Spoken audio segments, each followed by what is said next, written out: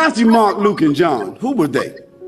The earliest of them that wrote 40 years after Jesus Christ, so they never met him. The last of them wrote 80 years after Jesus Christ, never met him. The other thing is, all of them seem to have written the gospel according to. Now, when you write a letter, do you sign it according to? According to is the third party. Where in the world is a document with only one name of 4 different writers that did not meet the one whom they're writing about? Where is that accepted in the whole world? Nowhere except in the Bible. So are you trying to tell us you deny the books from Matthew, Mark, Luke, and John because the earliest of them wrote 40 years after Jesus and never met Jesus? The last of them wrote 80 years after Jesus and never met Jesus. You deny them and then turn around and accept Muhammad, who came 600 years later and also never met Jesus, and you are accepting from someone who came 600 years later. I don't get this logic. I don't get it. Maybe you get it. Let me explain this to me. How can you boldly stand out there criticizing someone who wrote 40 years after Jesus? You saying he never met Jesus, but at the same time you accept someone who came 600 years later to come and inform you about Jesus. Did Muhammad meet Jesus too? I don't get this. They are saying Matthew, Mark, Luke, and John were speaking according to. Where Muhammad was also speaking according to Angel Gabriel. One man witness, one man testimony. He said, Angel Gabriel came to me and brought me this and that. But that one you accept 600 years later, according to Muhammad, an angel came to him in the cave, and then you know what happened, squeezing 3 times or whatever. That you accept this message. But those who were 40 years, you don't accept that. Just let me understand the logic here, okay? If you understand this one, let me understand it too. I don't get it, because 40 years people are not credible. How come 600 years people are credible? 600 years later.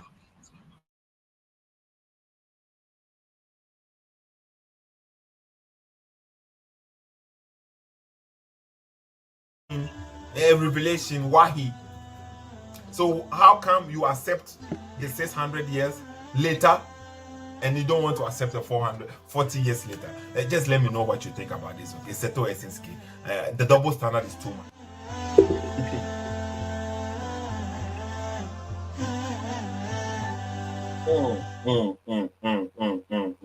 Greetings, family. The double standard is too much, okay? Imagine somebody not accepting something which was written 40 years after the death of Jesus. The testimony that something they wrote about Jesus is not acceptable. But do you know how when they wrote the Hadith, Sahih Muslim, Sahih Bukhari, do you know the years interval? Okay, think about the years interval between Sahih Muslim. He was also not there. So it is according to all the hadith that the Muslims use is according to eyewitnesses. Okay, but they accept that, but they refuse to accept about the Christianity. But fortunate for us today, we have a brother who is a Muslim. He identifies himself as a Muslim. Okay, but he is a different type of Muslim, and this is what I like, because I don't have to agree with him. But he has his reasons to believe what he believes in. And sometimes it is good when we all can learn from each other. Because maybe where I am getting my informations from, it could be wrong informations. Okay. So maybe you are a Christian and then you are a Muslim. But this information, or maybe these lessons you are going to hear today, you have never heard of such a thing before. So don't judge. Don't be quick to judge. Please kindly wait, listen to what he has to say, and judge him based on what he says. Okay? Don't prejudge him before you even listen to what he has to say. Wait a minute. Excuse me. Listen to what the brother has to say, and then judge him. He does not accept hadith. He does not accept hadith. So I think he's already on the line. I'm going to invite him on the screen, and then he will introduce himself, But for the meantime, if you join the program, please share this for us, okay? And maybe you also have a different aspect or a different lesson, something you want to teach. It could be about the universe. Okay, you are not maybe you are an atheist. You have a different understanding and how religion is not helping us, or so you want to teach something that will benefit mankind in a good way. Okay, you can also come here and educate people. Maybe you believe in a traditional religion. You can also come here and educate people about the traditional religion. Maybe some people have a very bad view about the traditional religion. So you think you can present it in a good way for people to understand. You can also come here and teach us. Okay, maybe you're a Christian. You want to also spread your message. You can also do that. Okay. He is not the first Muslim coming here to lecture us. Baba Shuaib has been here many times. As a Muslim, I don't believe in Islam anyway, but Baba Shuaib, his lessons was helping many people to understand certain things. Okay, just because I don't like it, I don't agree with him, doesn't mean I should block him for sharing his message. Okay, so I will try and bring him here. I will try and bring him. Surugu Kweku, greetings, Surugu Kweku. Yeah, we're still doing it on time. He said, share. Muhammad Mubarak, not all Muslim, SSK. Not all Muslim. I don't know what you mean with Mubarak, okay? I don't know what you mean. Gambo David said, I told you the angel that they came to Muhammad is Khadija. Okay. That's the Pastor Lab is also watching us. Please kindly share the video for us, invite people, and then the brother is already there. I can hear him. I can hear his voice behind the camera. Ibrahim, are you there? Yes, I'm here. Okay, nice, Ibrahim. What happened to the camera? Can you turn I it on? don't know. It just went off now. I don't really know what happened. Maybe there is I'm a sign. trying to. Maybe the camera sign is down there. Maybe you press the stop showing the camera. Everything is just hanged down here. You know, the picture was frozen before, and now everything is just hanged somehow. Okay, because I would like people to have a picture from who is Picture, yeah, to see who is speaking. I don't know. Everything happens for a reason, though. Everything happens for a reason, though. Okay, no, that is okay. Ibrahim, introduce yourself. Okay, let people know who you are. Well, I'm Ibrahim, and I'm a Muslim disciple of Jesus. And I've been preaching on Facebook for the past 6-7 years concerning this. And I've been broadcasting that Jesus is the first of the Muslims. And that's just it. Okay, Ibrahim is a Muslim, a disciple of Jesus, and Jesus is the first of Muslims. That's what you said? Yes, he's the first of Muslims. Jesus is the first of the Muslims. Okay. Yes. So everything that you hear right now, okay, we are going to open the phone lines so that you can call in and question him too. Okay, so right now it's not a debate. It is not a debate. I just want to hear his point of view and learn some things from him, because I have already spoken with him before, and to me it seems like he has his reasons. He has his verses. He's not like saying anything anyhow. He gives you references from the Bible or from the Quran. So it is good that we also have learn things that we didn't know. That is nothing wrong with that. Okay. So Ibrahim, Jesus is the first of Muslims. Yes. But today's topic is about the prophecies of the Quran from the Bible, right? From the Bible, yes. Okay. So explain this topic for us, because that is what does that mean?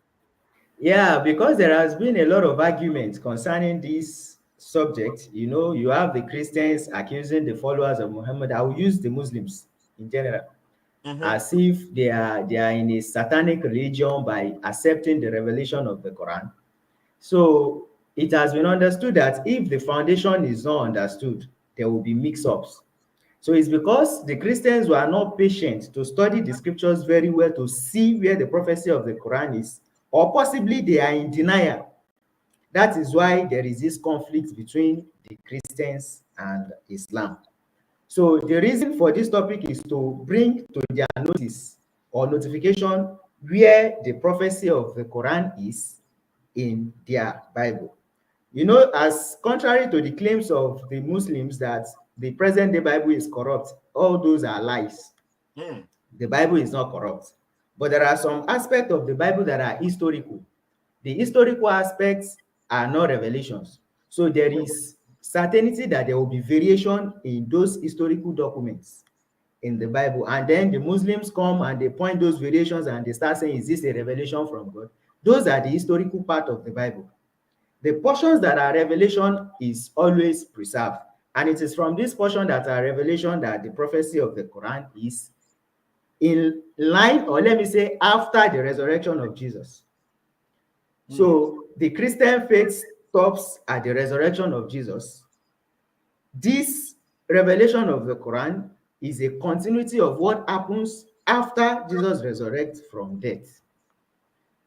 You see? Okay. So that's why I say if we address this basic issue, then logically, you know, it's based on logic, because the interpretation of the prophecies is logical. And I will continue from the aspect where the Christians stop, that is from the New Testament account. I won't just pump in from the middle, it's procedural. So I will continue from where the Christians stop. I will continue from there, applying their same principle. You know, the Christians have the principle of interpreting the scriptures.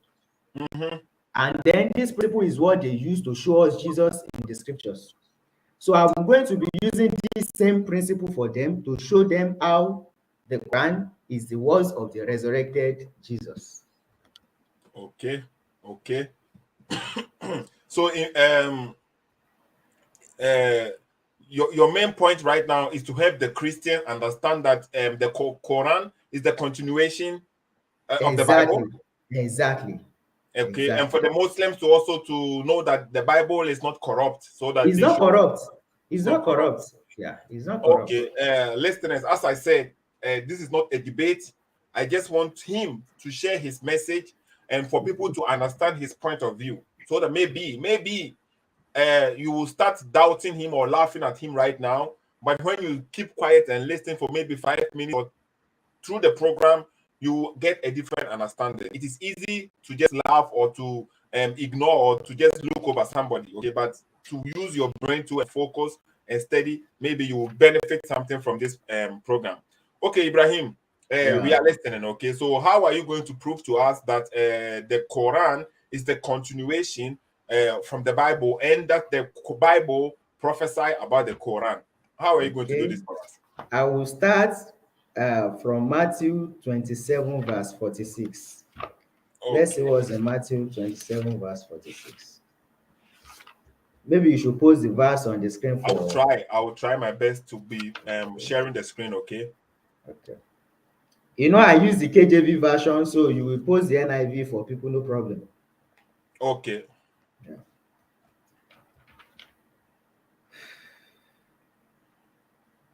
Matthew 27. Yeah, 27:46. Okay. Let me go like this. And I will just continue. So I'll put it on the screen. But you have it from your side, so you read it from your side, okay? Yeah, I am. Yeah. So, or you want to read it from the screen? No, I'm reading already. Should I? Let me read. I have the Bible read it. here. So Matthew 27:46 says, and about the ninth hour, Jesus cried with a loud voice, saying, Eli, Eli, lama sabachthani. That is to say, my God, why hast thou forsaken me? Now, this quote is from the prophecy of Jesus in the book of Psalms. So we go back to that book of Psalms to actually get the context of that prophecy. You know, at this point now, Jesus is already on the cross. He has been nailed, and he has been spending some hours there on the cross. So we go back to the book of Psalms where we can find this, and that is in Psalms 22. Okay, verse number? Verse 1, Psalms 22, verse 1. Okay, I'll put it on the screen. Okay, so you just continue reading. So Psalm 22, verse 1 says, my God, why hast thou forsaken me? Why art thou so far from helping me and from the words of my roaring? So, which means the Matthew chapter 27, verse 46 that I referred you to now is a quote from these Psalms. So, Everything in this book of Psalms is applicable to Jesus. Okay. It is not just this paraphrase. It's not only my God, why hast thou forsaken me, that is applicable to him. The reason is this. Jesus spent some few hours on the cross before he uttered this statement. So it will be very funny to just assume Jesus was on the cross doing nothing. From these words that we have in the book of Psalms, it shows that while Jesus was on the cross, he was actually communicating with God. And the communication of Jesus with God are prayers. And this prayer is what Psalm 22 record for us. So the why Jesus was on the cross, the only part he voiced out that they had was him saying, my God, why hast thou forsaken me? So the rest of these Psalms is applicable to Jesus, and I will show you how.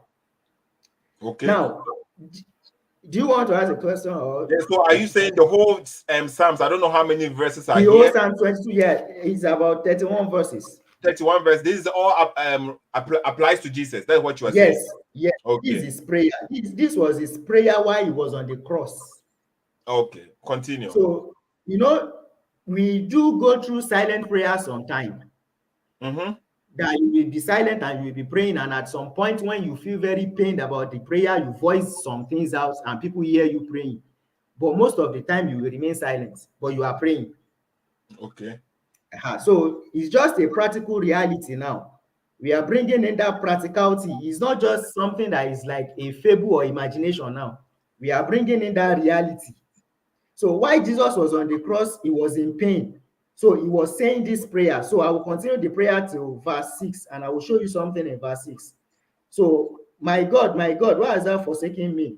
Why art thou so far from helping me and from the words of my roaring? Oh my God, I cry in the daytime, but thou hear not, and in the night season, and am not silent. But thou only, O that inhabitest the praise of Israel. Our fathers trusted in thee. They trusted, and thou didst deliver them. They cried unto thee and were delivered. They trusted in thee and were not confounded. I want you to note that verse 5 that said they cried unto thee and were delivered. They trusted in thee and were not confounded. Don't forget, Jesus was on the cross, saying all these prayers. Verse 6 said, but I am a worm and no man, a reproach of men and despised of the people. Now, this verse 6 is a major prophecy in Isaiah chapter 53. So let's go to Isaiah chapter 53 and see how Isaiah 53 references this Psalms 22 verse 6. Because Isaiah was talking in reference, he was referring to Jesus in the second person. This book of Psalms is actually presenting Jesus in the first person. Do you understand what I'm trying to explain? At the moment, no, but let's maybe I'll get it. But Okay. it's not only me. So people, I'm trying to let you go a little bit ahead, and then we will see. Okay. Psalm 53, Isaiah 53 is on the screen. Okay. Or should I also use verse 3? Verse number 3. 3. Yeah. So you are using Verse King 3. James Version, right? Yeah, I use KJV. But not the new King James, or it says only. I use KJV. This is New King James. Yeah, verse 3. He said he is despised. That's a reference. He is referring to him as the second person, he. But this Psalm 22 verse 6 said, he said, but I am a worm and no man, a reproach of men and despised of the people. You see that it's personal. Despised by the people is personal. So Jesus is the one praying unto God here, telling God his condition. Isaiah was actually referring to the condition of the Messiah in 53 verse 3. He is despised. The Messiah himself is praying in Psalm 22 that I am despised of the people. So you can see the correlation there. Now, if you continue in that Isaiah 53, if you continue down, he said, despised and rejected of men, a man of sorrow and acquainted with grief. and we hide as it were our faces from him. He was despised. You see, that's emphasis. He was despised and we did not esteem him. So that lack of esteem is what Jesus referred to as I am a worm. How highly do you esteem a worm? Not So much. exactly. So Psalms 22 in its own entire context is the prayer of Jesus. You see, he said, all who see me mock me, they all insult, shaking their heads. Now, if we go back to the New Testament narrations, you will see that some narration did give instances when people passed Jesus by on the cross and they were shaking their heads. Right. So this was the prayer of Jesus while he was still on the cross for all those hours. He said he trusts in the Lord. They say, let the Lord rescue him. Let him deliver him. If you are acquainted with the New Testament very well, this verse 8 is in the narrations. When people passed Jesus by and they saw him on the cross and they were like, he healed others, himself he cannot heal. He's calling on God. Let him come and deliver him now. You see, so this Psalms is a continuity of what actually happened. If you continue that, you will see that these Psalms tell us how Jesus was nailed to the cross. Let me continue reading. I stopped in verse 6, right? But I am a worm and no man, a reproach of men and despise of the people. All they that see me laugh me to scorn. They shoot out the lips, they shake the head, saying, he trusted in the Lord that he would deliver him. Let him deliver him, seeing that he delighted in him. But thou art he that took me out of the womb. Thou didst make me open when I was upon my mother's breast. I was cast upon thee from the womb. Thou art my God from my mother's belly. Be not far from me, for trouble is near, for there is none to help. Many bulls have compassed me, strong bulls of Bashan have beset me round. They gaped upon me with their mouths as a ravening and a roaring lion. I am poured out like water, and all my bones are out of joints. My heart is like wax. It is melted in the midst of my bowel. My strength is dried up like a potsherd, and my tongue cleaved to my jaws, and thou hast brought me into the dust of death. This was at the point of his death. But what verse are you now? I'm in 15. Okay. My mouth is tied up like a potsherd, and my tongue stick to the roof of my mouth. You lay me in the dust of death. You see, that's the peak of the suffering of Christ on the cross. He died. He died. But before then, something happened. He said, for dogs have compassed me, the assembly of the wicked have enclosed me. They pierced my hands and my feet. You know, he was nailed. So the piercing of his hand and his feet is the nailing. He said, I may tell all my bones, they look and stare upon me. They part my garments among them and cast lots upon my vesture. Are you aware of this part too in the prophecies in the New Testament, right? Very good. So when I say the whole of Psalms 22 is applying to Jesus and his prayer on the cross, I don't think I'm wrong in that aspect. No, if I am, I should be corrected, no problem. So he said, they part my garment among them and cast lots upon my vesture. But be not thou far from me, O Lord, O my strength. Haste thee to help me. Deliver my soul from the sword, my darling from the power of the dog. Save me from the lion's mouth, for thou hast had me from the horns of the unicorn. That is verse 21. Now, this verse 22 is another sin entirely, because it says, I will declare thy name unto my brethren. Now, this I will declare thy name unto thy brethren is another phase. When you are in suffering, it will be uneasy for you to declare the name of God to people. So this verse 22 is another phase.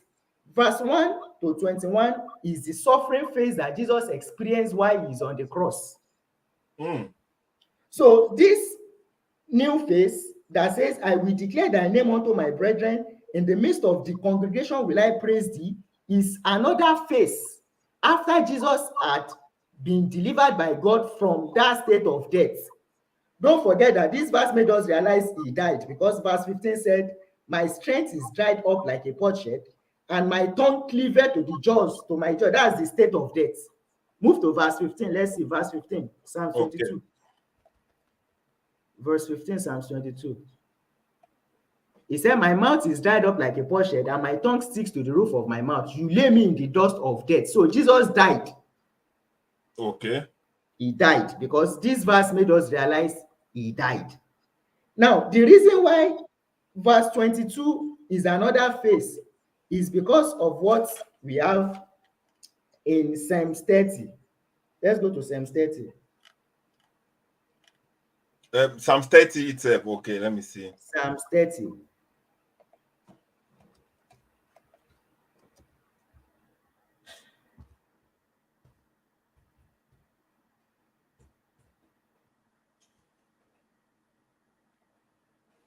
Verse 9.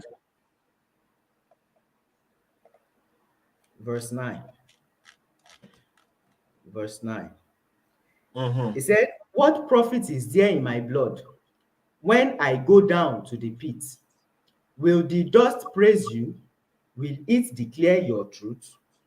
So this question is actually making us realize anyone that has died cannot praise God. Right? Don't forget, this Psalms 32 is also a prophecy of Jesus because it is the blood of Jesus that atones for sin. Right? Okay. So this prophecy is also a prophecy. That Psalms 30 is also a prophecy of Jesus. Yeah, Jesus is the one praying personally, just as Psalms 22 is. So this verse that tells us, he said, shall the dust praise thee, actually made us realize when Jesus said, thou hast brought me into the dust of death in Psalms 22 verse 15. Psalms 22 verse 22 that says, I will declare thy name is another face. It's no more when Jesus is in that state of death. Okay. It is after he has resurrected from death. Now, we need to see this resurrection from death, right? Are you getting what I'm trying to explain? Yeah, I'm getting it. It is a little bit it's not easy to understand it straightforward, to be honest, but Okay. I'm trying to understand it, because when you say Psalms 30 verse number 9, Yeah. it is about Jesus, right? Yes. What profit is there in my blood when I go down to the pit? Shall the dust praise thee? Shall it declare thy truth? That's Jesus talking to. Okay, but what does it mean? Will the dust praise me? What does that mean? Because Jesus didn't go to the dust. He died now. Death is dust. That's why I said when you check the Psalms 22 verse 15, he said dust of death. Go back to 22 verse 15. Go back to 22 verse 15. 22 verse 15. See what he said. My mouth is dried up like a potsherd. My tongue sticks to the roof of my mouth. You lay me in the dust of death. Okay. You see. So Jesus died. Okay, just continue. Okay, people are watching. People will. I'm just trying. I want to show you another. I continue from Matthew 27 verse 26. That's where I started from. So I'm trying to show you that quote in Matthew 27 verse 46 is more than that just one sentence. That's what I'm showing you. That's why I brought you back to Psalms 22 where that sentence is. Okay. So this sentence, my God, why has thou forsaken me? There is more to it, and that more is what I show you in Psalms 22 now. Okay. So the continuation of what happens when Jesus said, my God, why has thou forsaken me? There was a silence. And people were talking, they were staring at him on the cross, they were mocking him. He was actually praying in silence. And the prayer is in Psalms 22, from verses 1 to 21. Now, 22 till 31 too is part of the prayer. But I just want to show you that is another phase. Okay.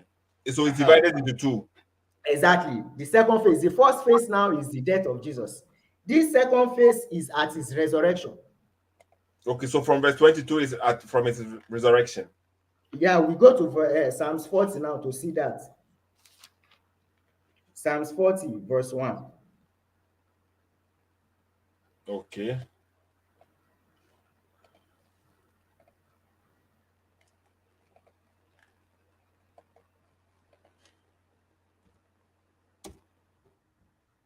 You just read. Okay, I'll put it on the screen so it won't play. Okay, Psalms 40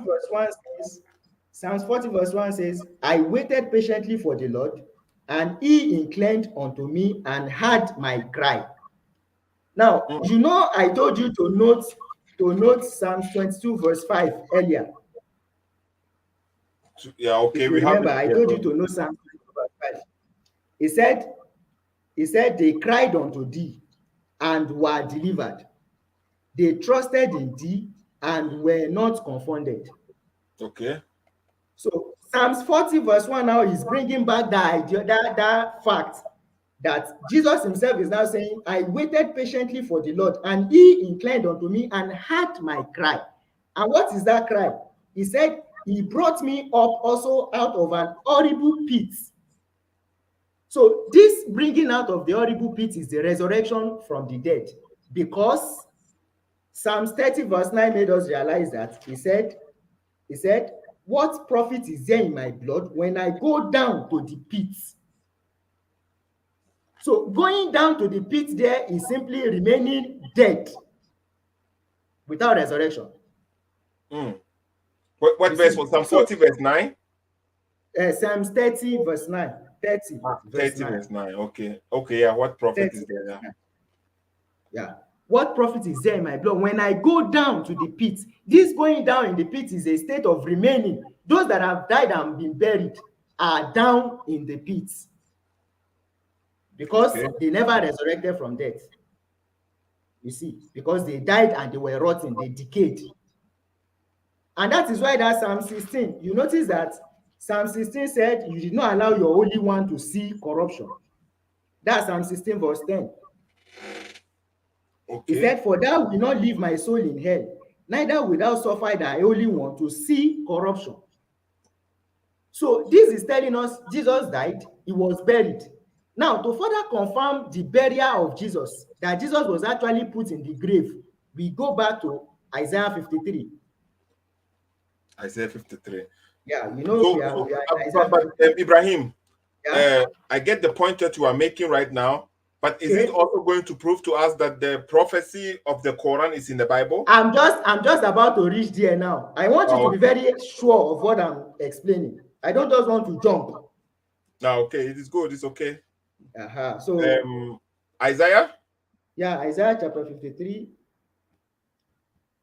He said, verse 9. Verse 9 said, the Lord Almighty planted. Okay, let me change. I will use KJV. KJV. Okay. So that you have KJV. That's 23 you are quoting. It's not 53. You said 23. Oh, sorry. 53. 53 you said. Yeah, 53. Okay. Yeah, 53. Verse number 9. Yeah.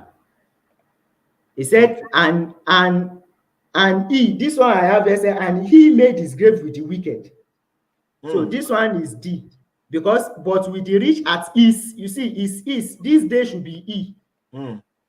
It's not there. He said, and he made his grave with the wicked, and with the rich in his death, because he had done no violence, neither was any deceit in his mouth. So Jesus died.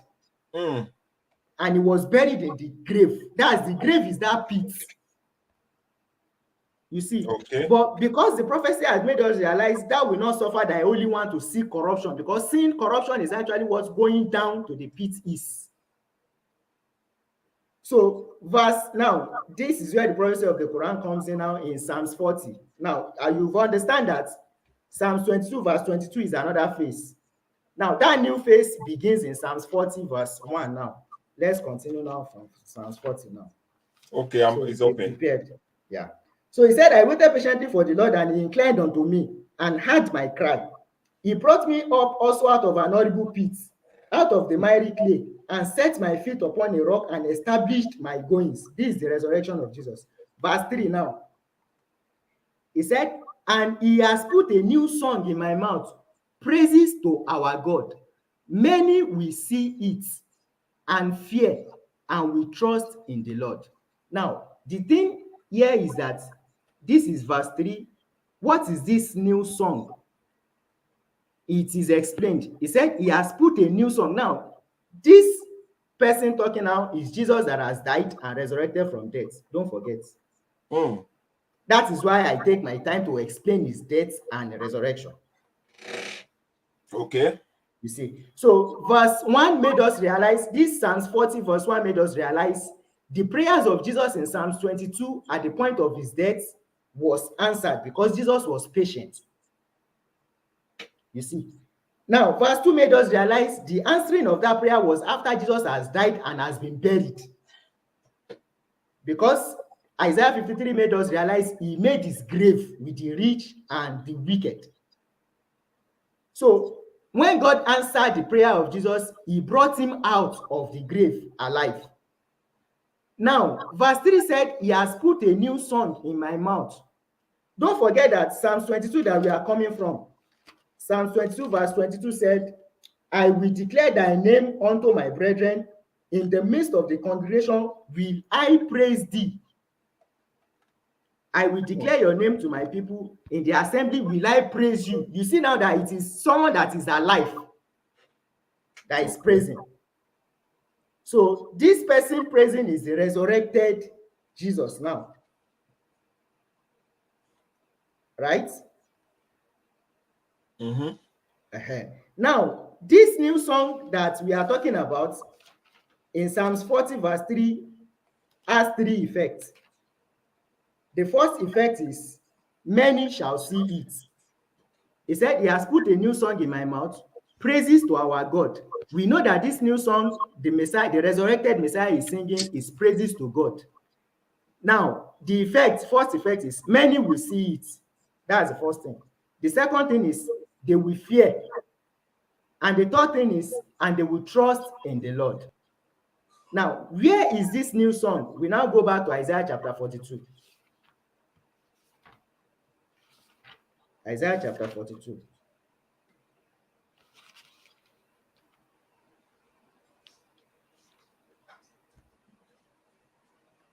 Isaiah 42 from verse 1.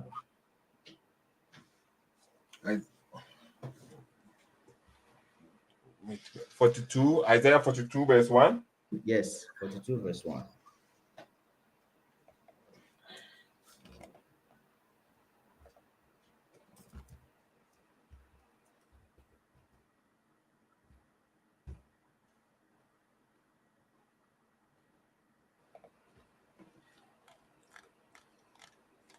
He said, behold my servant whom I uphold, mine elect in whom my soul delights. I have put my spirit upon him, he will bring forth justice to the Gentiles. This is the duty of the resurrected Messiah. Don't forget that verse that we are coming from in Psalms told us, God has put a new song in the mouth of the Messiah. In verse 40, yes. After he resurrected from death. Praises to our God. Right? So now, Isaiah 42 is telling us, this my servant, that is the Messiah now, whom has died and resurrected from death, whom I uphold, mine elect, in whom my soul delights. I have put my spirit upon him, he will bring forth judgment to the Gentiles. He shall not cry nor lift up, nor cause his voice to be heard in the streets. Don't forget that Isaiah 53 made us realize, because he has done no violence. So this is still the same person. He said, a bruised reed shall he not break, and the smoking flash shall he not quench. He shall bring forth judgment unto truth.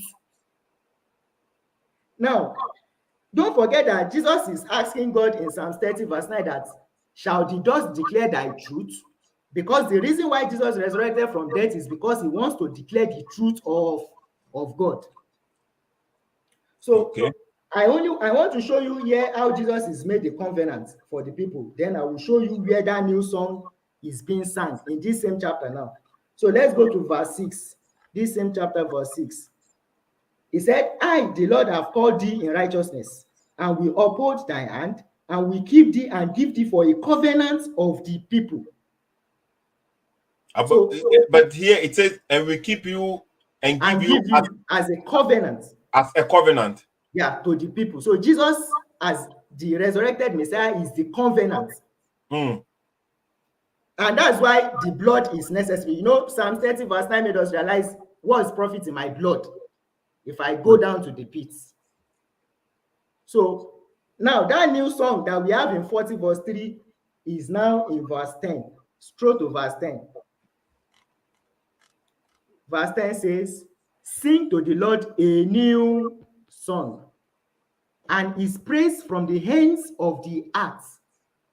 You that go down to the sea and all that is in it.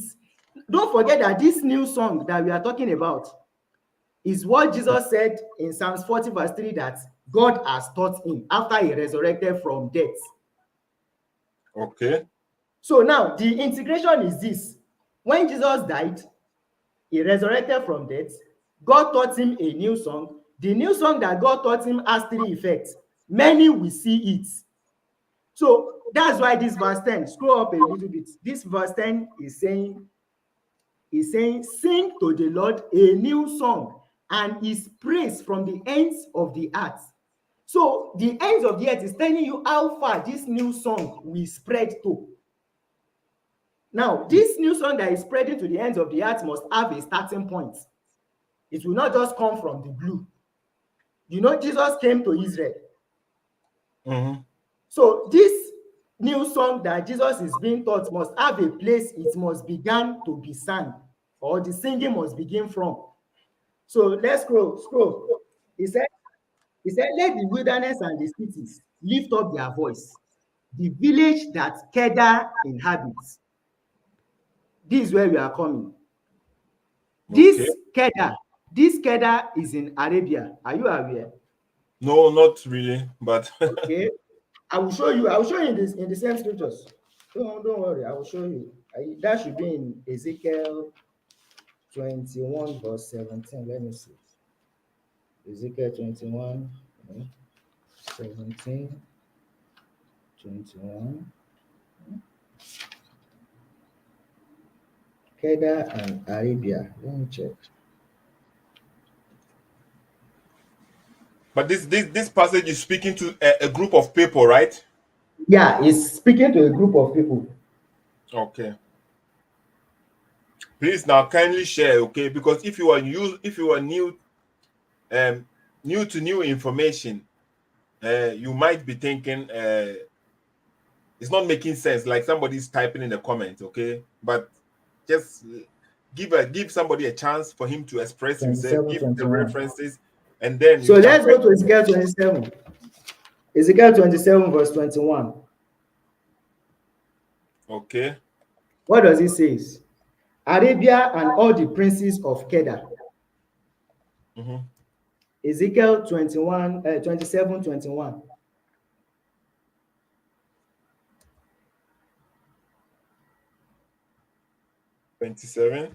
Yeah, verse 21.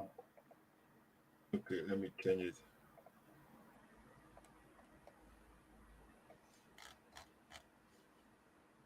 Go to verse 21. It's just a reference we want to pick here. Mm-hmm. 21. Arabia and all the princes of Kedar. You see, it's not about this message, but it's about this reference. Arabia and all the princes of Kedar. So Kedar is in Arabia, is in the same region. Ibrahim, no, but Yes. this doesn't mean Kedar is in Arabia. So Scroll up to 17. I will show you the reason why it is. Scroll up to 17. Okay. What do we have in 17? Is it Judah? What do we have? Judah and the land of Israel. So is Judah in the land of Israel? Judah and the land of Israel. That is what it is. Judah. Yes, it's Judah. Judah Judah in the land of Israel. I'm correlating something here now. Yeah, but when we talk about Judah, when we talk about Judah, we are talking about the children of Israel. Okay. Right? Okay. I don't know. So you were saying now. So according to this verse, Judah and the land of Israel were your traders. So Judah is in the land of Israel, the same environment. Is one of the Israelites. Judah is one of the Israelites. It's just a reference pattern now. Arabia and all the princes of Kedar is the same reference as Judah and the land of Israel. So this is just logic. I'm just bringing in a logic here now. Yeah, but still, Judah and the land of Israel Yes. And this one is Arabia and all the princes of Kedar is an expression, because when you hear Judah, what your mind goes to is the children of Israel. So when you hear Kedar, where your mind goes to is Arabia. Okay. Because it's a reference. That's why I'm saying Kedar is in the land of, and for you to say the princes of Kedar, princes are the ones that are kings in the land, right? So Arabia is the land. The princes are the ones that are king in Arabia. You know, it's just an explanation, just simple expression. Okay, I get the point. I don't want to argue too much. I want you to make your point. I will get it. The point now is, if it's sensible, the villages that Kedar dot inhabits now, this Kedar now is talking about the land that the princes of Kedar are in Arabia. Right? Okay. Because he said, let the wilderness and the cities lift up their voice. The villages that Kedar inhabits, let the inhabitants of Selah sing. Let them shout from the top of the mountains. Now, this singing they want to sing is about the new song in verse 10. Right? So now, from this integration, don't forget, I will still show you that this new song is a law, like the law of Moses. And that's what I want to do now. So we'll go to the book of Deuteronomy chapter 31. Deuteronomy 31.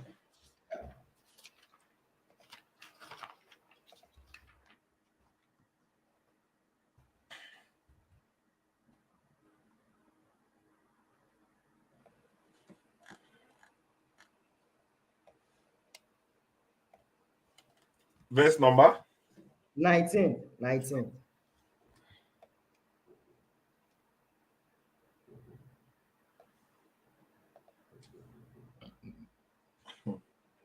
He said, now therefore write you this song for you, and teach it the children of Israel. Put it in their mouth, that this song may be a witness for me against the children of Israel. This song we are talking of in verse 19 is actually a law. Go to verse 24.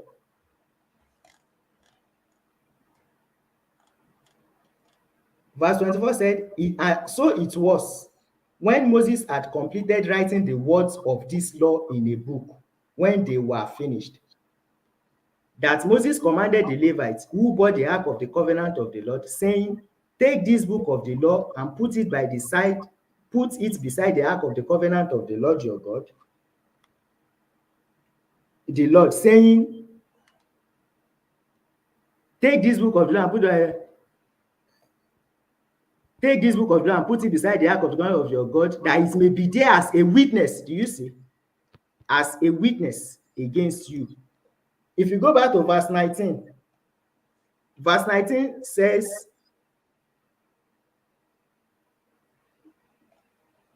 now therefore write down this song for yourself and teach it to the children of Israel. Put it in their mouths, that this song may be a witness for me against the children of Israel.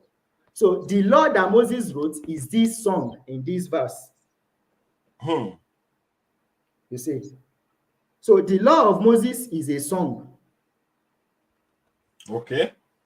Good. So now, if the law of Moses is a song that Moses is to put in the mouth of the children of Israel, because he said, and teach it to the children of Israel, put it in their mouth. So the Messiah said, he has put a new song in my mouth, even praises unto our God. Many shall see it and fear, and shall put their trust in the Lord. Now, this new song is being sung from the beginning in the land of Kedar. From the Bible verses I've showed you. Okay. You see. So this now, for you to be sure that that new song that the Messiah is talking about in chapter 40 of Psalms, I will show you where that verse did talk about the law too. Don't forget now, the song that we are talking about, this new song is a new law from that Deuteronomy that I showed you. Because this subject seems to be a very complex topic. To be precise, it's really complex. Very complex. But the way I'm explaining it, it should be very obvious that I'm not mixing things up. You see, to be honest, it will take some time because you have quoted many verses. Okay, Exactly. I will also have to check the verses and then maybe from another perspective. But now, no, I'm trying to deal with your aspect of the verses. That is why I'm quiet and listening to you, because maybe somebody also have a different understanding from the verses that you have quoted. I get it. Okay, so from your aspect and the reason why you came to the conclusion that the Bible is the prophecy of the Quran, that is what I'm really interested in. Yes, this new song now is another law, because the song of Moses was a law given to Moses. Okay. From Deuteronomy that we are coming from now. Right? He said, now therefore write this song for yourself and teach it to the children of Israel. Put it in their mouth, that this song may be a witness for me against the children of Israel. When we get to verse 26, we made it realize that Moses writes the law.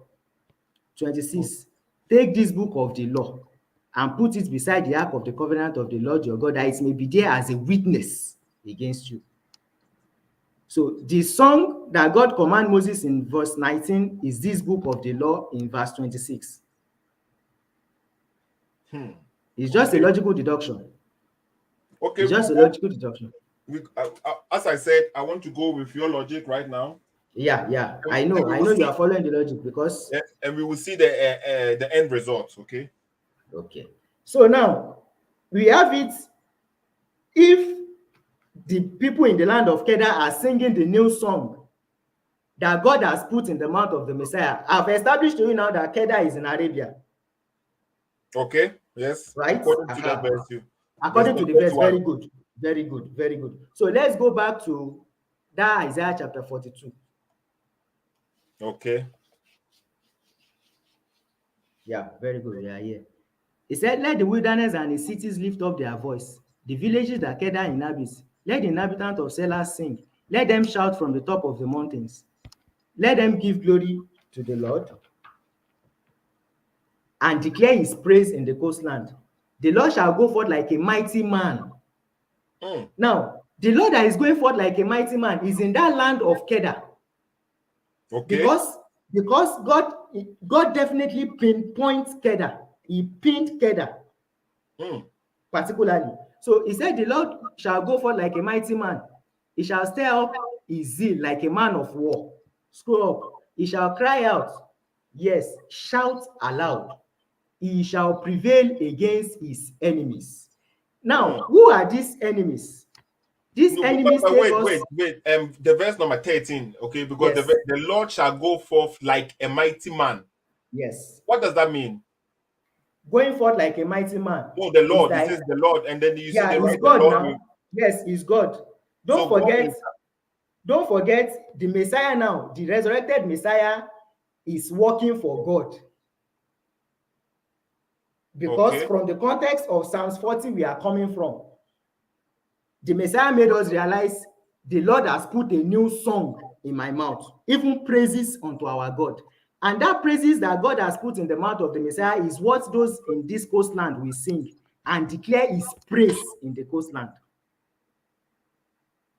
Okay, but the Lord shall go forth like a mighty man. A mighty man, yes. He shall stir up zeal like a man of war. If we go back to that, I think it should be Exodus 15 or so. Moses too praised God that the Lord is a mighty man of war. Are you aware of that? And no. let me see if I can get it. If it's actually Exodus 15. Exodus 15. Very good.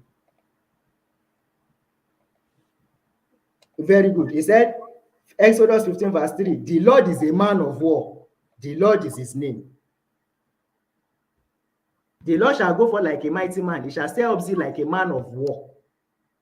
So there is an action here, action to prevail. He said he shall prevail against his enemy. This is an act of fighting. 3 verse 3, the Lord is a man of war. The Lord is his name, you see. Okay. And don't forget, the reason why Moses sang this was because the children of Egypt, the host of Pharaoh were drowned in the sea. That was the reason, because verse 4 said, Pharaoh's chariot and his army he has cast into the sea. So it's an act of violence, an act of destruction. Some people must suffer. Okay. These are just logic. I'm just bringing it. I know it's a vast topic. It's very vast. I know. It's not something that just. But Ibrahim. Yes. How long do you need more? How much time do you need? I can cut it because the thing is, the song that is sang in Arabia, that is the praises of God, is the Quran. Okay, you see, maybe I'm trying to give people time to call in, okay? And I want to be like 1 hour, 30 minutes program. Okay. So maybe if you can continue a little bit, 5 minutes more, and then it will be like 1 hour from your side, and then we have 30 minutes for callers to call in, because I think some people have many some questions to ask. Okay. Okay. So let me the verse I'm quoting in chapter 42, Isaiah 42, actually extend to 17. Extend to verse 17. Okay. So this new they shall, you see, he said, they shall be turned back, they shall be greatly ashamed, who trust in carved images, who say to molten images, you are our gods. Are you aware that this was the tradition during the time the Quran was being revealed? The tradition. The traditional Vida in Arabia, there are 360 idols, and then Muhammad came and conquered all the idols, and now he established the name of God, Allah, and people start saying it is Allah that is the biggest idol. But scroll a little bit up. He said, no, it's too much. Up a little. Verse 16. Let's see 15, 16. 16. He said, I will bring the blind by a way they did not know. Now, being blind is about because you say I should be short, I want to paraphrase it. Being blind now is about knowing God. Okay. He said, I will lead them in paths they have not known. The paths they have not known is actually the right worship to God. He said, I will make darkness light before them. Darkness is that ignorance about God. Light is the knowledge of God. Okay. He said, and crooked places straight. He said, so you are saying this is referring to the people of Kedar or the Kedar? Exactly, the people of Kedar. Okay. These things will I do unto them and not forsake them. So because God will not forsake them, he said they shall be turned back, they shall be greatly ashamed who trust in carved images. So those that want to remain in their faith in carved images will be turned back and greatly ashamed. Why? Because God is going out as a man of war, a mighty man of war. He said, who say to the molten images, you are our gods. So don't forget that prophecy, that Psalms 40 verse 3 is telling us people will put their trust in God. No more in molten images, no more in carved images. Okay. So now, I've told you the Song of Moses is a law. And this new song too is a law. So to round it off now, let's go to Isaiah chapter 28, verse 10 to 13. Okay, Isaiah 28. 10 to 13, to round everything up now.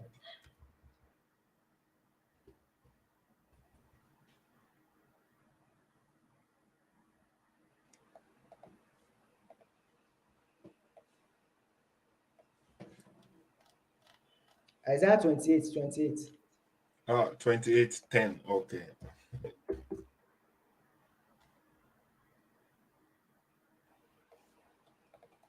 He said, for precept must be upon precept, precept upon precept, line upon line, line upon line, here a little and there a little. For with stammering lips and another tongue, will he speak to these people, to whom he says, this is rest, with which you may cause the weary to rest. And this is refreshing, yet they will not hear. But the word of the Lord was unto them, precept upon precept, precept upon precept, line upon line, line upon line, here a little and there a little, that they might go and fall backwards and be broken and snared and caught. To be broken and snared is just still about defeat. They will be Okay. turned back and greatly ashamed, those that trust in grieving it. And this context actually applied to the children of Israel. There are still other, I know it won't be easier to just do this in one video. It's not easy because there are a lot of verses. Normally, if there had been time, I would not have quoted this lot of verses. Because for you to augment everything, if you can be patient and augment everything, you will see it. So there are still more verses, but let me stop here. Because Okay. just as the way the prophecy of Jesus is, you can't just bring the prophecy of Jesus from one place in the scriptures. Yeah, I get the point. So right now, okay, what we have seen here is Ibrahim have shown us a lot of verses on the from the Quran from the Bible. Sorry, okay. I personally have to go. That is why I try to put everything on the screen. For you, maybe it's confusing. For me too, it's confusing right now because there are too many verses. I have to go and sit down and then compare them and then see what he's saying. Right now, I cannot do that because I am not that good. Okay, so I cannot do that. I have to watch the video again and maybe again and again. But till then, okay. Whatever Ibrahim said, does this convince you? Does this make to you, or does it convince you to say the Quran is really prophesied from the Bible? And then you can call in and ask your questions, okay? But please, now make the short question. I'm opening the telephone line. I will put the link there too. Let me put the link there for people to join us in case people wants to join us. But I will ask you a question first, Ibrahim. Is that okay? Okay. Yeah, because when you say the Quran is the continuation of the Bible, and that even the Bible is prophesying from the Quran, do you agree that in the Bible, the God in the Bible is also considered to be a father? Yes, very well. But the Quran made it clear. So the Quran, which you are saying it is the continuation of the Bible, it made it clear from the Quran that the God in the Quran is not a father. You open to the Quran chapter 2 verse 200. Quran chapter 2 verse 200. Yes. Okay, so this is my question to you, and then he's giving us an answer. Okay, that's the answer. That's the answer. Okay, let's see. Quran chapter 2 verse 200. Okay, so my question, I think it is clear. The Bible, God is a father, but the Quran said it's not a father. And then Ibrahim is trying to answer this question for us. Let's see. It is on the screen. Can you read it for us since your reading is much better? He said, when you have completed your rites, remember Allah as you remember your fathers. Is Abahikum. Abba in the Arabic, Abba is father. Abba Akum. Okay. So this your parents, it should be fathers. It should be fathers, okay. Yeah. Let me see. Maybe another part. Yes, it should be father. 200. Father, very good. That's direct comparison. Remember Allah as the remembrance of your fathers. So that's when you directly compare someone. Though this verse clarify, he said with greater remembrance. So when you say God, Allah is not a father, it's because the Christians abused that by referring to Jesus as a biological son to God. That's why the Quran came to correct that notion. And then you have it in the book of Malachi. The book of Malachi chapter 2 verse 10 made us realize the reason why God is our father, because he's our creator. But you see, the Quran rejects every notion that God being a father. Hence, spiritually or metaphorically, this is a direct comparison now. This is a direct comparison of Allah with our fathers. So if you are telling me to remember Allah like I remember my fathers, so if I'm remembering Allah like I'm remembering my fathers, I'm actually placing Allah in equal footing with my fathers. No, but you see, okay, but that's just an instruction. Remember, it's an instruction now, it's practical. Yeah, but you see, you should remember. So when it says like remember, imagine it will be mothers. It will be mothers there. Okay, remember your Allah like you remember your mothers. Would that mean? But God did not use mothers. God used fathers. But you see, the Quran, it always use male masculine to represent many things. Abba is different from Ummu. Ummu is mother. Ummu is mother. So what is Quran chapter 19 verse 2 1993 92? He said it is not fitting for the most merciful to have a son. Yes, That's why I said go to the book of Malachi. Yeah, but just continue reading verse 93 and let's see. He said, there is none in the heavens and the earth will come to the most gracious as a servant. As a Yes, servant. now. Yes. So, but you see that when we go to the Old Testament, they always came to the God as their they called God as their father, not biologically the people. The reason now, go to Malachi chapter 2, verse 10. That's the reason now. Go to Malachi 2. You see, you are not getting the point, okay? I know Malachi there, they are calling God the Father because He is the creator. He made. That's just the reason. You can't change it. In Islam, in the Quran, they cannot attribute that to Allah. That is the point. The Muslim cannot even call because He is the creator. Settle. Yeah. The Quran gave me an instruction. Yes. The instruction is I should celebrate the praise of God as I celebrate the praise of my fathers. Verse 10. What does it say? Do we not all have one Father? Did not one God create us? And so this is the reason why God is referred to as a father. It's not because he's the biological father of Jesus. Yeah, and that is my point.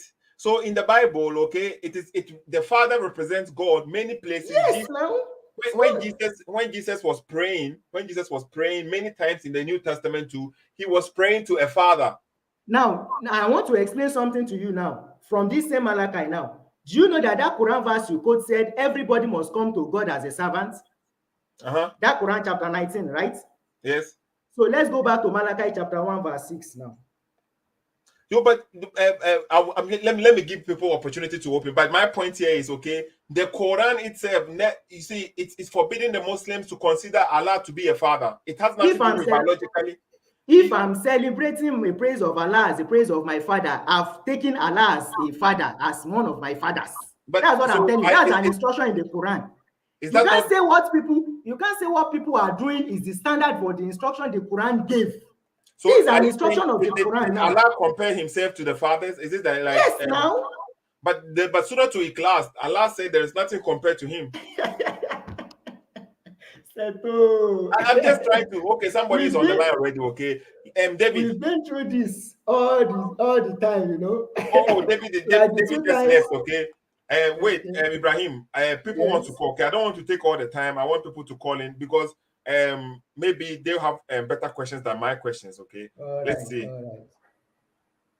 The telephone lines. I'm sorry. Now I'm opening the telephone lines. Okay, I forgot to open it before because I was asking my question. Now the telephone lines are open. You can call in telephone, or you can join the line, or you can call in via Skype. Okay, because I also have Skype.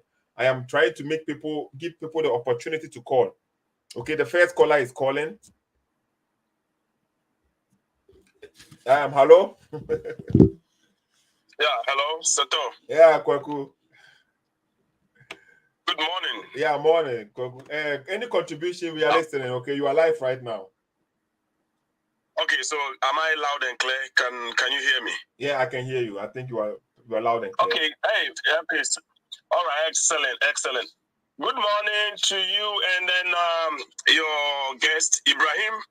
Ibrahim, very quick because there's a lot of people who are trying to call. So, I have a question. I mean, when you come here, you are up against giant brain, but I appreciate you taking time and analyzing and explaining things. But the first thing I want to ask is, when you quoted, I think it was Psalm 22 verse 15.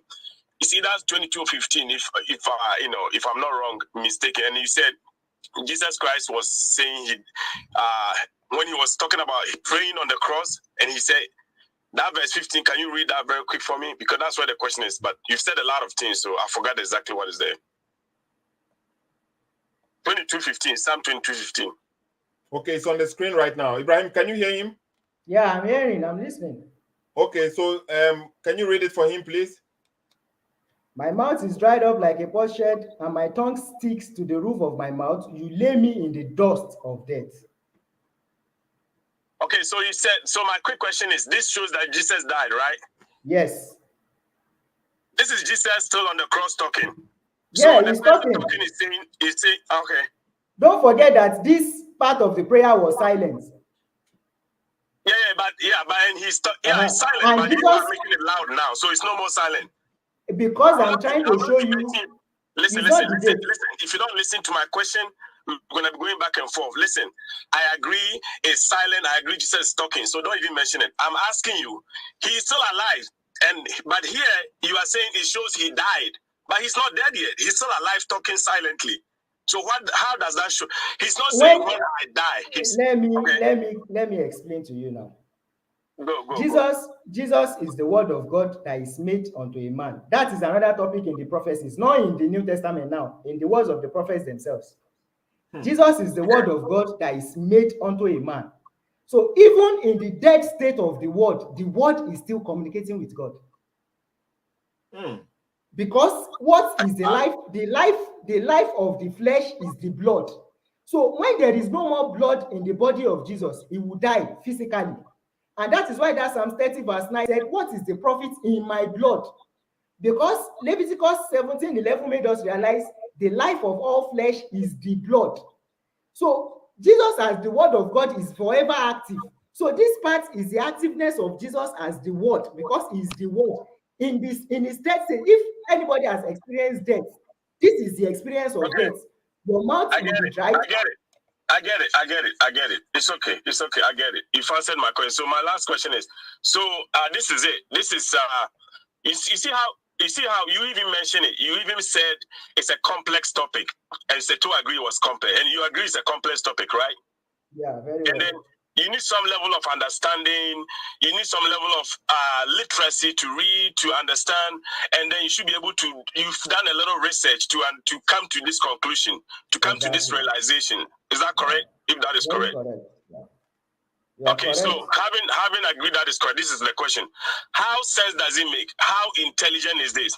When the God Almighty put his message in this complex situation, knowing that some of us don't have the luxury of literacy, like my mom, who does not read, who cannot read and write, and then God put his message that has to lead us to his salvation. This is the question.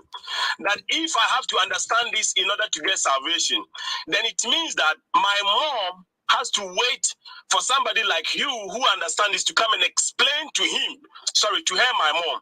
So my question is this intelligent enough for you when when God Almighty has to put his message in this manner to help people get salvation? That's the simple question I have for you. Well, God himself answered you in the book of Exodus 4 verse 11. Go for it. And what was that? Exodus 4:11? Yes, what did God say? Go for it. He says what? Okay, I'm trying to put it on the screen, okay, but you can read it for us. Meanwhile, he can read it. You are telling us that because everybody is not that intelligent, so God will not have made his message. No. I didn't say that. I didn't say because everybody is not that intelligent. A lot of us, many of us don't have education. We can't read and write. But yes. God, with all his infinite wisdom and intelligence, decided that my people need my message in order to get salvation. But this is how I am going to give my message to them. So that even with all your research and learning, you are explaining it to this, my brother here, and my brother Seto is even telling you, hey, this is complex. I need time to read again and again to understand. And so my question is, how is this intelligent or smart for you? And you are saying God has already answered it. So I want to know. I didn't say because everybody is intelligent. Yeah. First, verses 10 and 11. Verses 10 and 11 said, okay. Moses said to the Lord, pardon your servant, Lord. I have never been eloquent, neither in the past nor since you have spoken to your servant. I am slow of speech and tongue. The Lord said to him, who gave human beings their mouth? Who make them deaf or mute? Who give them sight or makes them blind? Is it not I, the Lord? So if you are saying we are not all that intelligent, and God has placed his message like this is the reason why God actually said, I inspire people among you to teach others. Okay. I get it. So that means, I get it. Sorry to cut you. I get it because I'm cutting. That means my poor mother who is illiterate has to wait for you to go to school to learn ABCD, to learn grammatical rules, to learn how to like analyze sentences, and then you will come and explain to my mom. So I'm asking, I understand this. I understand it. So I'm asking you, if you have the power to put your message in my mom's head directly, or to put it in a book, which of the two would you use? Would you put it in my mom's head, or you put it in a book? So my mom will wait for somebody to go to school and come and explain the book. Which of the two will you choose? That's actually my question. The salvation of God is not about books. No, I asked you a question, my brother. If you don't want to answer, I can go off so somebody can come. I don't want to waste my time. You are asking me as a man. If you have the power, let me ask the question again. Let me ask the question. If you have the power to put your message in my mom's head, would you do that, or you rather put it in a book? This question you are asking me, Mr. Man. This question is actually disprove the reason for all the prophets and the revelations of God. So you are not directing the question to me. You actually direct the question to God. You, brother Ibrahim, you direct the question to God. Which of these two will you do? Question. Being a man, I will choose the simplest way. Being a man, I will choose the simplest way. He asked, okay, he can choose to answer it however he wants. So I'll go off so that somebody will come. Okay. Nobody will answer that question the right way, because they know that as soon as they pick the right one, they are trashing their religion. All right, I'm out. Okay. Thank you. Okay, let's take the next caller. Hello? Hello? Hello, who is there? Hello, how are you? Yeah. It's me, Osoni Sako from Senegal. Osoni Sako from Senegal. Okay, you are live right now. Your question, please. Yeah, I want to tell you the host. I want to tell that what is the name, Ibrahim? I want to thank you very much for his knowledge. I want to tell the last caller. I want to tell you that about salvation, about Islam is not about books, because our prophet told us that he said that all human beings are Muslim. Manus book, he can be a Muslim. So he believe that there's a creator who created the universe, everything. Also, Sakon, please ask the question. Ask Ibrahim the question, okay? If you have a question, ask the question, please. Okay, I just want to talk about Isaiah 42. But that prophecy is talking about Prophet Muhammad. Okay, Isaiah 42. You say Isaiah 42 is talking about Muhammad? It's talking about Prophet Muhammad, because I think it's verse number 3 or 2. It said that the island should put their hope in that prophet, which means that there's a country. The country they will live by the law of the prophet. Verse number what? Isaiah 42. Verse number what? You can please help. I think from 2 to 3 or 4. Isaiah 42. Where it said that 44 was, I think 3 or 4. Isaiah chapter 44, verse 3 or 4? Yes. Okay. Okay, they said that the island will put their hope in that person, and that person will not live on justice on earth. Okay. The prophet will not live until put justice on earth. We know that all Muslims are living by Sharia law, and we have the two Muslim countries, Mecca and Arab Saudi. We have the two countries that are living by Sharia law, and many Arab countries. So that particular verse is talking about Prophet Muhammad. Okay. I think we get a point. Okay. Any question to Ibrahim? Another one. I want to tell the Christian people that if you want to know a lot about Jesus, is Matthew, John 5. Yeah. Okay. Wait. Okay. Wait. Paul, wait more. Okay. Somebody's already on the line. David. Yeah. So Good evening. Good afternoon. Yeah, good afternoon at my side here. First, can you hear me? Yeah, we can hear you. We can hear you. Okay. Okay, I just want to correct the host. The guest. Okay. I just want to correct him on the verses he quoted about the Psalm. The Psalm does not connect anything with Jesus. Those Psalms were written by David, and all those praises that you saw him reading on those scenes, it was reading praises. Some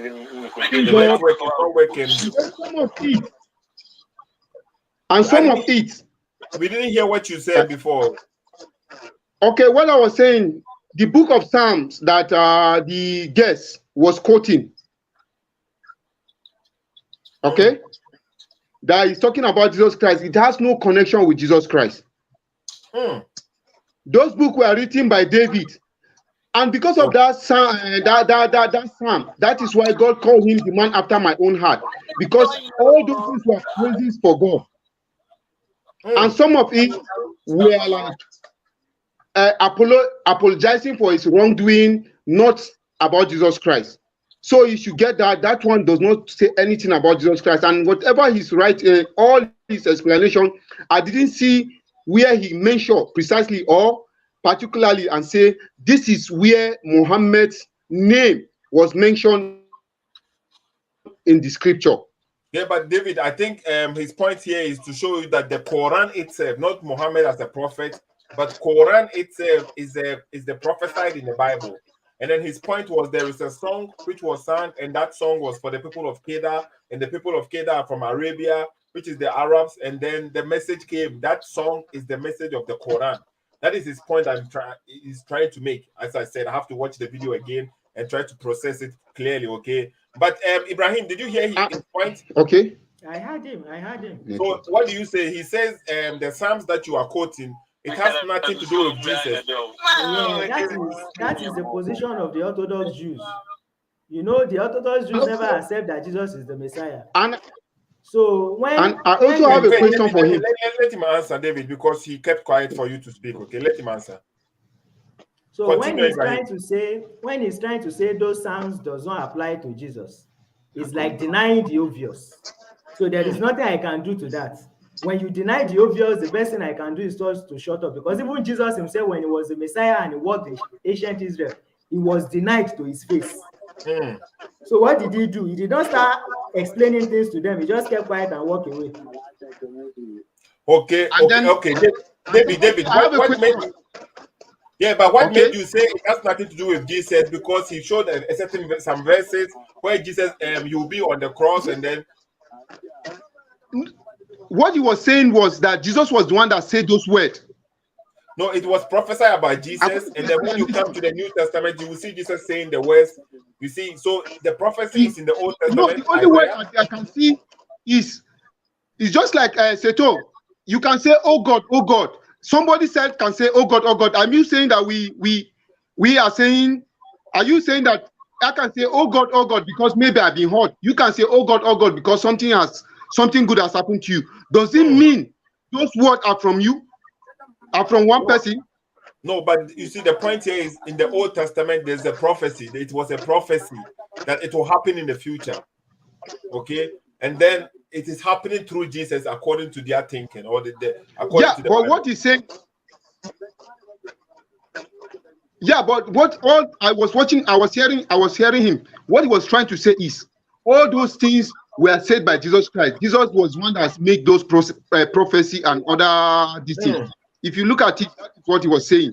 So, and what I'm trying to tell him that Jesus did not make any of those words in those psalms. Let me clarify that, Seto. Okay. I'm not saying Jesus is the one saying those words. I said David was in the spirit, and the words that David was saying is actually the prophecies about Jesus. Now, the thing here is this. David was speaking, but those words are not owned by David. It is owned by the Spirit of God upon David. Now, the Spirit of God that is working through David is actually talking in context, because the Messiah that is coming is the word of God as a man. So everything David said is manifest in the Messiah, because Messiah is that word, that walking word as a man. So anything David must have said that is prophecy, Jesus is the reality as a man, irrespective of, and that is what happens to the prophets too. Irrespective of whatever the prophet says about Jesus, the moment Jesus comes, the moment the human Jesus comes, all that word is an embodiment of that physical person. So Jesus is that physical word as a man, irrespective of who said the word about him. The moment he comes, he takes those words because he is the human being. That word that you are reading in Psalms, Jesus is that human that is representing those words. That's what I'm explaining. Okay, I get you now. But sorry, I have a question. One question, because somebody's on the line. Okay, last caller. Okay. Please, when we are saying about prophet, because we are talking about prophet, like the Islam, they call so many prophets. So I want to understand, please, what do we understand by the word prophet? A prophet is the one that connects us with God. And a prophet, mostly the Christians believe a prophet must give a prophecy. But that is not actually what a prophet is. A prophet is an intermediary between man and God. That's who a prophet is. And that is why Abraham is a prophet. Then who is a messenger? Who is also a messenger? A messenger is a message bearer. When you are a messenger. Do what? Okay. Your voice is cutting off. David. Okay. It's network. Yeah, it's network, I know. But make your point fast, okay? I have to pick one caller before we leave the program. Okay. I think what I understand when we were talking about a prophet, almost all the old prophet that I read in the Bible, they make a prophecy that have to come to pass. But how come Muhammad has never make any prophecy, and then if you call him a messenger, I will accept that because maybe he came with the book. But calling him a prophet, so that is where I don't understand the logic there. Because I believe a prophet from the word must have to prophesy something that has to come to pass. But he has not done one. David, we get the point, okay? Let's wait here. Let's put it at a stop here right now, okay? We get the point. Thank you, David. Hello, Paul. Hello? Yeah, Fetu. Bema, where are you speaking? Let people know who is speaking. I'm Paul Cosby. I'm calling from Ghana. Okay, calling from Ghana. Speak louder a little bit, okay? Speak louder. Okay. One thing is that I have not joined the program earlier, so I didn't get a lot of what he was speaking. Okay. So, but the little one that I heard, that I just want to comment on it. Okay, so ask the question. Yeah, I heard him say, he quoted, I think, Isaiah chapter 42 and verse 15, 16, 17, 18, that way. And he was making a reference that the people there in Kedar, like they were worshiping idol. That's what the text is saying. So he referred that place to the Arabians, right? Yes. But for his information, it was not the Arabians who were worshiping idol alone. Before that even verse came, there were a lot of people who were worshiping idols. And a very one that I will give it to you is in Acts chapter 17. Paul goes to Athens and they also were worshiping idols. You remember that? So why are you attributing that verse? Because he was saying the people was worshiping idol and they came, the laws and whatever that he was speaking about. So that text does not even speak of even a Arabians alone, but there was a lot of people who were also worshiping idols. Okay, thank you. Yes, and the next one is he has been giving a lot of reference, but I want the fulfillment in the Quran. He should give us a quotation that say the Quran said this is what the prophet said, and this is what has been fulfilled. I just want a single quotation. Okay, from the Quran. That okay. Thank you, Paul. Okay, Ibrahim, can you answer this question and let's end the conversation because I think people are calling. He asked two questions. The first one is there are a lot of people worshiping idols. Yeah. But we have the prophet Jeremiah. We have the prophet Jeremiah specifically pointing us to how grounded the idolism of the children of Kedar, the inhabitants of Kedar were. You see, everything is by Kedar.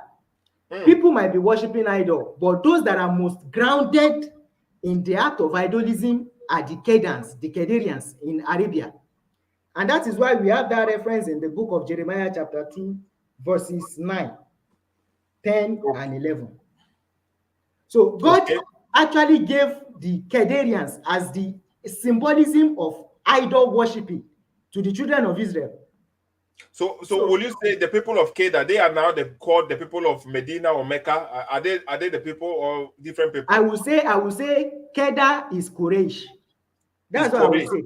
Kedar is Quraysh, because you have a Quran verse, Lihila fi Quraysh. So Kedar is Quraysh, is the inhabitants of Quraysh. That's my own. You know, I said I will come with my own opinion. So do you think Muhammad was also worshiping idols before he became a prophet? Definitely, he's one of them now. He's one of the inhabitants of the land. Okay. Contrary to the claims of the Islamic world today that is somehow separate among them, that's not true. That's not true. Now, Ibrahim, we have to maybe make another second part, if you will give us the opportunity. And then, because you said something like Jesus was the first of Muslims. Yes. So will you say Abraham was a Muslim? Yes, he was. He's the father of the Muslims. But Jesus was the first of the Muslims, but Abraham was the father? Yes, Abraham is the father of the Muslims. So then Abraham himself, was he a Muslim too? Yeah, if you are the father of the Muslims, you are definitely one of the Muslims. So how is Jesus then the first of the Muslims? I've told you the reason. Jesus is the word of God. Everything comes behind the word. Everything comes behind the word. It's like Joseph being a king in the land of Egypt. When Jacob gets to the front of Joseph, he had to prostrate because he is the king. Despite Jacob being the father of Joseph, he had to prostrate to the king because of that office. Okay, I think I get where you are coming from. Okay, but my time is up now. My time is up. I think once I said I will have to watch the video again, go verse to verse. I will take my time and analyze it, and maybe I will question you the next time about this topic, what you did. Okay. So then, some people were trying to call in. Many people were trying to call in, but if I open the phone lines, it won't end. It will continue going. Okay, so I'll end the program here for the meantime, and then maybe one day we will get you back on the platform like this, and then you will answer only the questions that people have for you. Maybe that could also help. Okay, because I don't have time today. This weekend's here, and I have the family with me, and I have to also spend time with the family. Okay, so Ibrahim, maybe you make a conclusion before we end the program. Which conclusion do you? No, maybe you have something small to say from your own side, okay? Because this is we are ending the program, so maybe you want to say something to what I would just say is the thinking of the Islamic Ummah that I'm just saying nonsense, you know. That's what they picture it to be. As I've told you, Jesus being the first of the Muslims is a message that has come to stay, and is a message of repentance to the Islamic Ummah. Because the end time is here and Jesus is taking over. But before Jesus take over, there should be an awareness to the people. And this awareness will come in form of warning that I'm doing now. I am not the Messiah. I'm only a servant of the Messiah. So I am not the messenger here in Islam. The Messiah that is Jesus is the messenger. I'm only a servant that is telling them the reality. So whether they accept it or they reject, it has come to stay. And in everybody's best interest, I would say it is better to heed the warnings of the Quran than to go about doing what you desire, what you think is normal, and leave the messages of the Quran. So I would advise people to come back to that message of the Quran and uphold it in context. That's just what I have to say. Now, okay, we will talk next time about this Quran and the Bible too. Okay, I have some questions which they don't really actually go as the Bible has a different message, the Quran has a different message, to my understanding, but that is a different topic. Can you show, maybe you have a platform so that people can follow you? You have something? I have a Facebook profile. I'm on Facebook, and I have a page, Ali Islam Ali Masih. As things is frozen here, you know, I can't actually. But if you click on my wall, on my profile on Facebook, Ibrahim Adegbite. I made a comment, or maybe I should make a comment here now so people can see it. When you maybe you write something in the comments so that I will put it on the screen. Then people will find your Facebook name. Okay. So write in the comment. I will pin it on the wall here, and the people will see it. Okay. So I think Ibrahim, thanks for coming. First of all, thanks for sharing this or giving this lecture.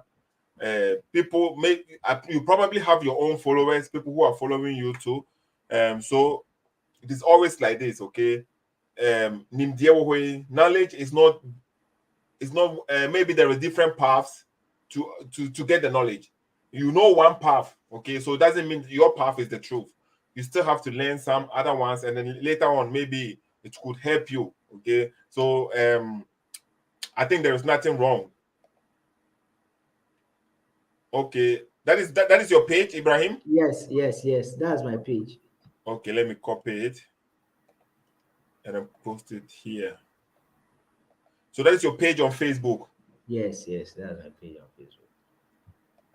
Okay, that is the Facebook page,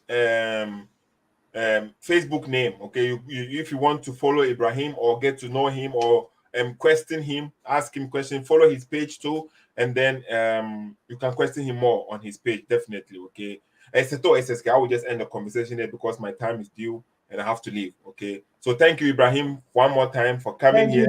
Thank you too for the invite. And then, as you know, the video right now, it is not my property, it is your property. Okay, you can pick the video and you can share it, or you can do whatever you want with it too, because it is your property too. Okay. All right. So it's not like you can download it, you can post it on your wall, you can edit some portions you want, whatever you want to do with it. It is your lessons, it is your teachings, and whoever is on the line, the videos you see on this platform, you can also copy and post it and spread it around. Okay. Seto SSK. We will end the conversation here. Okay. Thank you, Ibrahim. Okay. Thank you too, Seto. Thank you. Okay. Bye-bye. Salam. Yeah. Okay, it's here for the conversation. We basically want to say, let's end the conversation here. Thanks everyone for coming. It's not always that people think I like learning. I want to learn too. Okay, so I will give people the opportunity. Today it was about Islam. Baba Shuaib also comes here and teach about Islam. Tomorrow maybe it will be P-Black 2. P-Black 2 is an atheist who knows a little bit about science and all that. Even if I don't believe in it, it doesn't mean I should block it. Okay, so it could be about Christianity. I won't block it. You can come here. It could be about Islam. Okay, it should come. Other people. We want to serve the community here. Okay, Seto SSK. Let's end this conversation here. We will come back maybe tomorrow. Okay, it's here for Mama bye. Luke and John, who were they? The earliest of them that wrote 40 years after Jesus Christ, so they never met him. The last of them wrote 80 years after Jesus Christ, never met him. The other thing is, all of them seem to have written the gospel according to. Now, when you write a letter, do you sign it according to? According to is the third party. Where in the world is a document with only one name of 4 different writers that did not meet the one whom they're writing about? Where is that accepted in the whole world? Nowhere except in the Bible. So are you trying to tell us you deny the books from Matthew, Mark, Luke, and John because the earliest of them wrote 40 years after Jesus and never met Jesus? The last of them wrote 80 years after Jesus and never met Jesus. You deny them and then turn around and accept Muhammad, who came 600 years later and also never met Jesus, and you are accepting from someone who came 600 years later. I don't get this logic. I don't get it. Maybe you get it. Let me explain this to me. How can you boldly stand out there criticizing someone who wrote 40 years after Jesus? You saying he never met Jesus, but at the same time you accept someone who came 600 years later to come and inform you about Jesus. Did Muhammad meet Jesus too? I don't get this. They are saying Matthew, Mark, Luke, and John were speaking according to. Where Muhammad was also speaking according to Angel Gabriel. One man witness, one man testimony. He said, Angel Gabriel came to me and brought me this and that. But that one you accept 600 years later, according to Muhammad, an angel came to him in the cave, and then you know what happened, squeezing 3 times or whatever. that you accept this message. But those who were 40 years, you don't accept that. Just let me understand the logic here, okay? If you understand this one, let me understand it too. I don't get it, because 40 years people are not credible. How come 600 years people are credible? 600 years later is credible. 40 years people say they have the inspiration, the spirit inspired them to write. The one who came 600 years later is also claiming the same thing. An angel came to him, a revelation, wahi. So how come you accept the 600 years later and you don't want to accept the 40 years later? Just let me know what you think about this, okay? Seto SSK. The double standard is too much.